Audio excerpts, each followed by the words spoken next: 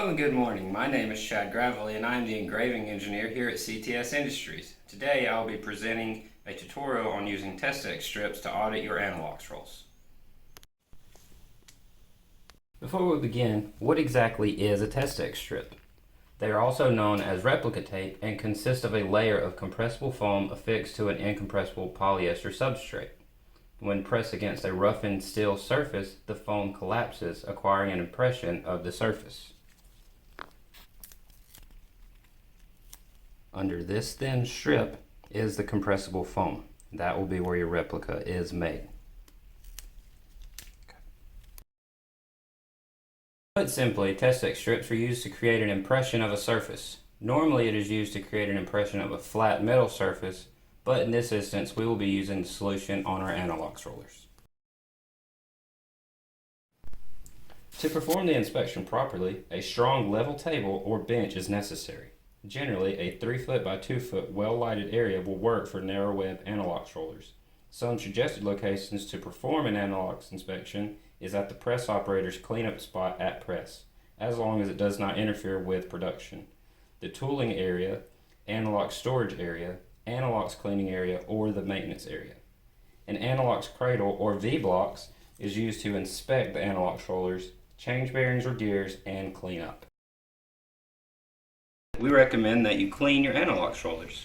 In order to measure the engraving specifications, the Anilox roller should be free from dried ink or any other solution that would not allow us to generate accurate results. While evaluating the appearance of the Anilox roller, be sure to pull the engraving specifications from the side of the roller, as well as inspecting for damages, dings, scoring, chipped edges, and cleanliness.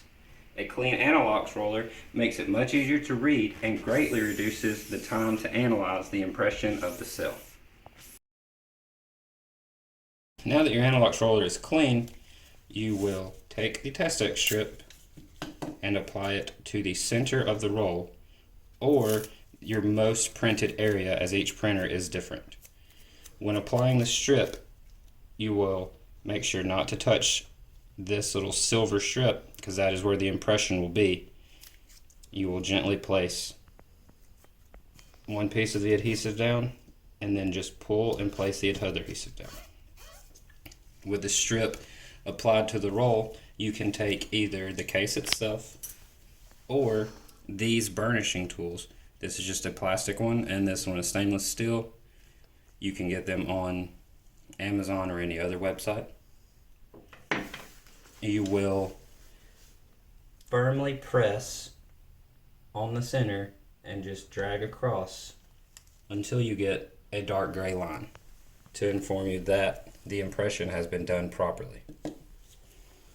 After that, you will remove this. I'm using a razor blade just to lift the corner carefully. And you just gently peel, again, never touching the center, as that will void any impression you may have done and you will have to redo the impression.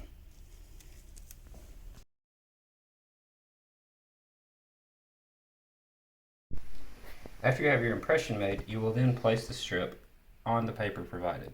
Again, pressing just on the sides, never touching the center again, as that could damage the impression. You will then fill out this paperwork with the roll type provided. This one is a Nilpeter FA4, the date of the audit, and the customer name. In our case, it's CTS Industries. Now, when filling out this information, you'll be pulling from the side of the roll. For CTS, with our EasyView Pro, is stamped on the journal closest to the face. Other vendors will stamp them on the side of the face. You'll have your ID number, which is 10098, the manufacturer of the roll, which was us, CTS, and then the date is 5/12/20. The LPI for this roll is a 550 on a 60-degree pattern, and then the BCM is 4.0.